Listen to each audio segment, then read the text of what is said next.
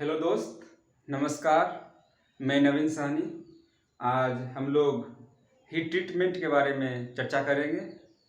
साथियों, heat treatment क्या है, इसकी उद्देश्य के बारे में जानते हैं और हीट ट्रीटमेंट किस प्रकार से कितने प्रकार से की जाती है, ये सारी चीज़ों पे आज चर्चा करेंगे। दोस्तों, फर्स्ट ऑफ ऑल, जो साधारण मेटल्स होते हैं उसके क्वालिटी को चेंज करने के लिए, उसके गुणवत्ता को बढ़ाने के लिए, उसकी कठोरता या सामर्थ्य को बढ़ाने के लिए, उसके ग्रेन साइज को सुधार करने के लिए, ये सारी जो साधारण मेटल होते हैं, कुछ विशेष प्रकार के गुण प्राप्त करने के लिए हम उसको हीट ट्रीटमेंट करते हैं, यानी कि हीट देकर उसका ट्रीटमेंट करते हैं, उसका उष्मा उपचार करते हैं।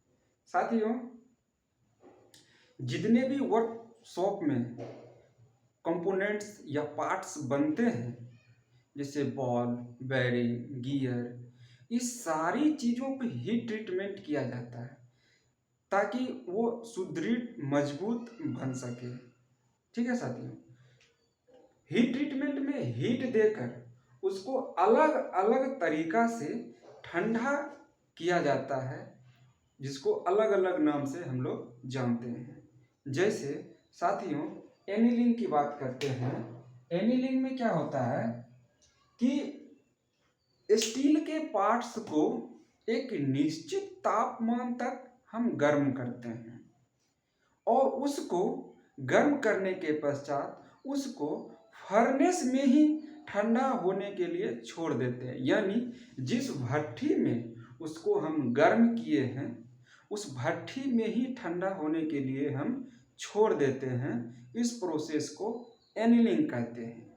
इसका पर्पस ये होता है कि जो मेटल्स है उसके अंदर सॉफ्टनेस लाना, मुलायमता लाना, मुलायम करने की विधि को एनीलिंग कहते हैं। मतलब जो धातु के अंदर सॉफ्टनेस लाने के लिए हम एनीलिंग करते हैं, और एनीलिंग में हम जो पार्ट्स है उसको फर्नेस में ही ठंडा होने के लिए छोड़ देते हैं। ठीक है साथियों, और दूसरा है नॉर्मलाइजिंग। नॉर्मलाइजिंग नाम से ही स्पष्ट हो रहा है कि नॉर्मल करना, यानी कि धातुओं को नॉर्मल करना। साथियों, देखते हैं वर्कशॉप में बहुत सारे पार्ट्स, कंपोनेंट्स ऐसे हैं जिस पर हैमरिंग करने से, फॉर्जिंग करने से उसके अंदर जो स्ट्रेस उत्पन्न होती है, उसके अंदर जो खिंचाव उत्पन्न हो जाता है, उसको दूर करने के लिए हम नॉर्मलाइजिंग करते हैं, यानी कि उसको नॉर्मल करते हैं। जो उसके अंदर खिंचाव आ गया है उसको हम नॉर्मल करते हैं। इसमें क्या होता है, नॉर्मलाइजिंग में कंपोनेंट्स को, यानी कि स्टील के पार्ट्स को, मेटल्स को एक निश्चित तापमान तक गर्म करते हैं। गर्म करने के पश्चात उसे रूम टेम्परेचर पे ही ठंडा होने के लिए छोड़ देते हैं, यानी कि उसको खुली हवा में ही ठंडा होने के लिए छोड़ देते हैं। इस प्रोसेस को नॉर्मलाइजिंग कहते हैं। ठीक है साथियों, इससे पहले हम बताए थे एनीलिंग में कि पार्ट्स को भट्ठी में ही छोड़ देते हैं ठंडा होने के लिए, और नॉर्मलाइजिंग में पार्ट्स को क्या कहते हैं, रूम टेम्परेचर पे छोड़ देते हैं ठंडा होने के लिए। और तीसरा है दोस्तों हार्डनिंग। हार्डनिंग में क्या होता है कि किसी भी मेटल को हार्डनेस बढ़ाने के लिए, किसी भी मेटल्स में हार्डनेस बढ़ाने के लिए उसको हीट किया जाता है, उसके निश्चित तापमान तक हीट करते हैं और उसको तुरंत ठंडा करते हैं, उसको तुरंत क्विंच करते हैं। क्विंचिंग माध्यम जैसे ब्राइन सॉल्यूशन है, तेल है, पानी है, तो उसको तेल में डाल के तुरंत क्विंच करते हैं हार्डनिंग प्रोसेस में। इस प्रोसेस में क्या होता है साथियों कि जो कंपोनेंट्स है पार्ट्स जो है वो बहुत ज़्यादा हार्ड हो जाता है, और बहुत ज़्यादा हार्ड होने के साथ साथ बहुत ज़्यादा ब्रिटल भी हो जाता है वो, यानी कि भंगुर भी हो जाता है वो।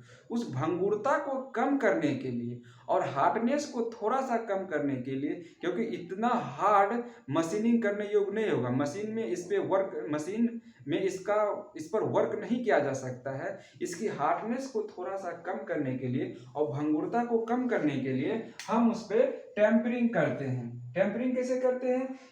हार्डनिंग टेम्परेचर से थोड़ा सा कम टेम्परेचर पे ही उसको गर्म करके क्विंच कर देते हैं, तो टेम्परिंग हो जाता है। टेम्परिंग में उसकी हार्डनेस थोड़ी सी कम होती है और भंगुरता को कम कर देते हैं, उसको पार्ट्स को मशीनिंग करने योग्य बना देते हैं साथियों। उसके बाद है केस हार्डनिंग। केस हार्डनिंग में क्या होता है? किसी भी सरफेस, किसी भी कंपोनेंट्स या पार्ट्स का सरफेस के ऊपरी सतह को हार्ड करने के लिए केस हार्डनिंग करते हैं। ठीक है साथियों, आज हम इतना ही बताते हैं हीट ट्रीटमेंट के बारे में। नेक्स्ट वीडियो में हम इस पे और डिटेल से चर्चा करेंगे। तब तक के लिए धन्यवाद।